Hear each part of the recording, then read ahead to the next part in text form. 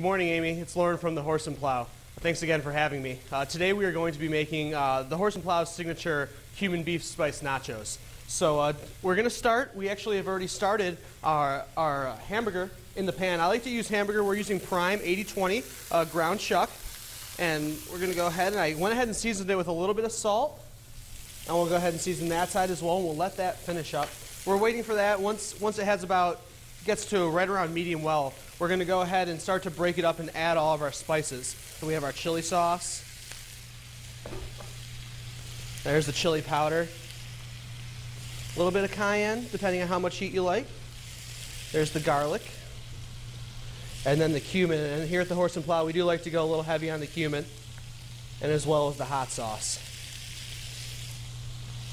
And now we're going to continue to get that. Oh, and if you could smell it, Amy, it smells just wonderful right now. We're going to continue to break that up. Let that cook down.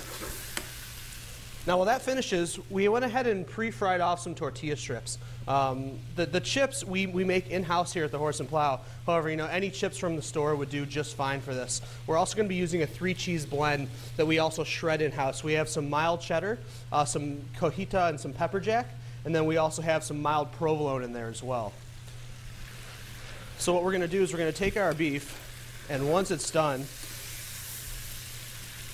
just want to give it a little taste.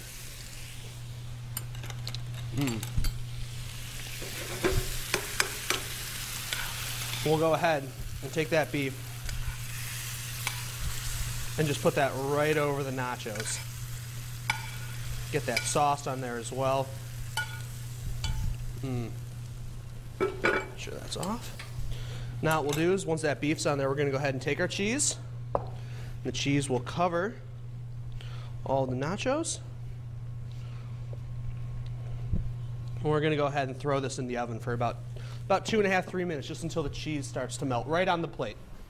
Now we're going to make some pico de gallo to go with our nachos. So we're going to start with some Roma tomatoes. And Roma tomatoes normally have a lot more juice to them, which I really like in the pico de gallo. All the extra ingredients that we're going to be adding to our pico are all different sizes and textures. And what's really nice about that is the mouthfeel on the pico de gallo is really, really nice at that point. So we start with our Roma tomatoes, and we're going to add about a handful of onions. Then we're going to also go with some tomatillos, and some tomatillos are also known as green tomatoes. Really, really nice. They're a little bit more firm. It brings out a really nice color and texture to it. We're going to add in about a tablespoon of chopped cilantro, a brunoise or small diced jalapeno pepper. We're going to add some more cumin to enhance those nacho flavor from the beef, some brown sugar for some sweetness, a touch of pepper, some salt, and then the last addition is some lemon and lime juice. We'll go ahead and squeeze that right in there. And same with the lemon. Now with the lemon, we want to let it strain through our hands so that we don't get any of those seeds. They'll be really bitter in the nachos and in the salsa.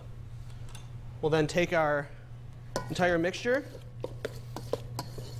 and ideally, we want to let this marinate in the fridge for about a half hour at the minimum. But we could go ahead and serve it right away. In addition to the pico de gallo and the nachos, we're also going to add some cilantro lime sour cream. So we're going to start with just a cup of regular sour cream. We're going to add some fresh lime zest to it, along with some lime juice and some more cilantro. We'll just go ahead and mix that up, and we'll serve this just right on the side of the nachos. If you'd like, you could put it right on top. Either way, it'll become a little bit looser, but that's quite all right. And again, the sour cream has a natural salinity or salt to it, so we're not going to really need to add too much salt, especially with the amount that we added to the pico de gallo and the nachos themselves. We'll set this aside and reserve. So we're going to go ahead and check the nachos. They should be just about done. Wonderful, yes. And we just want to go until the cheese is perfectly melted. We're going to go ahead and transfer these right over to our nice plate. And now we can use the toppings. So we're going to go ahead and start with our pico de gallo, which will go right on top. We'll go ahead and spoon that all over the nachos. Make sure we get that salsa, all the juice from the bottom on there as well.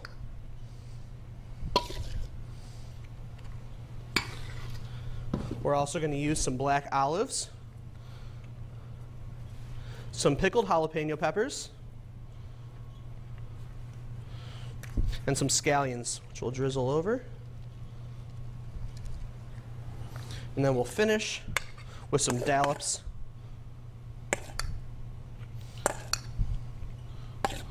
of cream all over our nachos. And there you have it, Horton Plow nachos.